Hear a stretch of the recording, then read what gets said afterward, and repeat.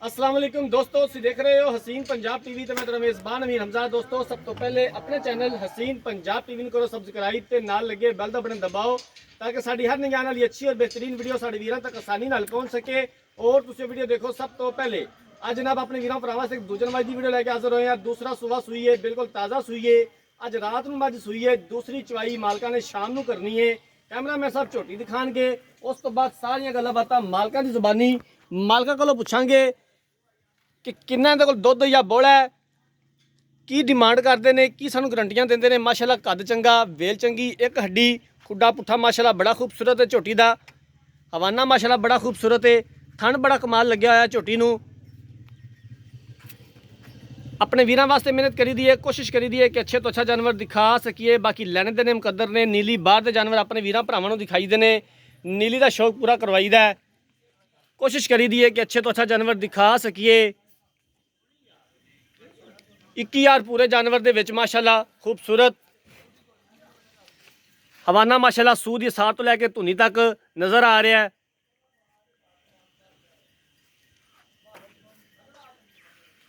बाकी सारी गलबात मालका कोलों पुछ लांगे। पिछे जनाब इहदे कट्टी हैगी है माशाल्लाह, कट्टी भी बड़ी खूबसूरत है झोटी दी। आरफ वाला लोकेशन हैगी है, तहसील आरफ वाला, जिला पाकपतन आरफ वाला जनाब इस झोटी की लोकेशन हैगी है। नीली बार का जानवर है, इन खोल के टोरिया जे।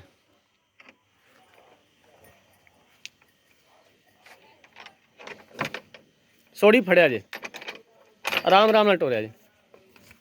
पूरे जिसम उत्ते जनाब गिठ गिठ पछम हैगी झोटी दे। इधर टोरिया जे, इधर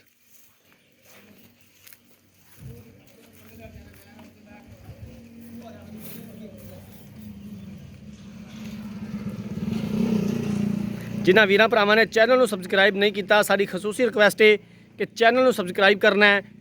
वीडियो अच्छी लगे तो लाइक तो शेयर जरूर करना है। अपनी राय का इजहार कमेंट सैक्शन च करना है। लै आओ जी वापस।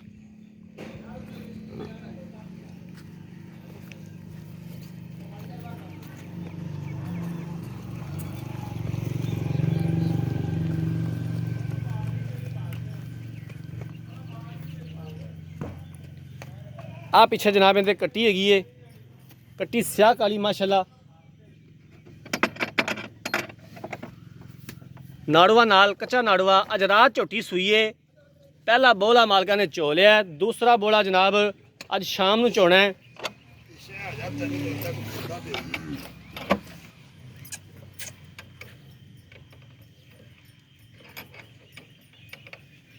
थन माशाल्लाह देख सकते हो, लाटू तरह लग्या होया, मोटा थन है। सोनिया विरला ने माशाल्लाह पूरा मुठ मुठ का थन लग्या होया।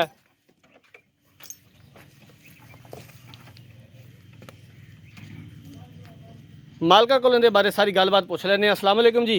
वालेकुम सलाम भजन की हाल चाल है, तबीयत से ठीक है? अल्लाह जी खैर जी। झोटी कैमरे की नज़र है, वीरां दे सामने आ। किनवा सुबह सूई है तो कदों सूई है जी? दूजे ने जी राती सूई है 2:30 बजे। अज रात नूं सूई है 2-2:30 बजे। 2:30 बजे पहला बोला चोलिया, हाँ जी। पहला जेर चोल जूर है, पा ली, बिल्कुल साफ सुथरी हाल बोला साफ सी, मतलब कोई थाना का वाधा घाटा तो नहीं सी? घाटा नहीं जी। ठीक हो गया जी। किन्ना को दुध करेगी झोटी? दूध 15-16 किलो करेगी जी। 5-7 दिया थोड़ी 10 दिया थोड़ी। ठीक हो गया। रात में सूई है। 5-7 दिनों बाद 15 तो 16 लीटर झोटी दुध करेगी। कोई वीर भरा बयाना कर दिंदा है, कहंदा कि इन्ना दुध मैं चोवांगा, चवा देओगे चवा देंगे जी। ठीक हो गया। किन्ने दे पैसे ने दीद प्यार वाले, किन्ने दी आपां फाइनल बेचनी है? 4,70,000 रुपया। 4,70,000 रुपया। इहदे विचों घरां दा दीद प्यार हो जाएगा? थोड़ा बहुत हो जाएगा जी। ठीक हो गया। लो जी, मालकां दी गल्लां बातां सुन लईआं ने। दूसरा सुवा झोटी सूईए, अज रात नूं सूईए। पहला बोला मालकां ने चोलिया, दूसरा बोला चोना है। पिछे कट्टीए 15 तो 16 लीटर। 5-7 दिनों बाद मालक कहते हैं कि कोई वीर भरा टोकन बयाना कर देवे, 15 तो 16 लीटर बोला चवावांगे, दुध चवावांगे। सॉरी, 4,70,000 रुपये की डिमांड की है। दीद प्यार हो जाएगा और असीं इंशाअल्लाह ताला करवावांगे जितों तक हो सके। अगर किसी वीर भरा ने जानवर खरीदना है, राब्ता नंबर 0312 612 2054, 0312 612 2054। इस नंबर पर साड़ी व्हाट्सअप बनी है। अगर साड़ी अज वाली वीडियो पसंद आए, वीडियो को लाइक तो शेयर जरूर करना है। जिंदगी रही तो मिलांगे एक नई वीडियो के नाल। अपने मेज़बान अमीर हमजा ने दो इजाज़त। अल्लाह हाफिज़।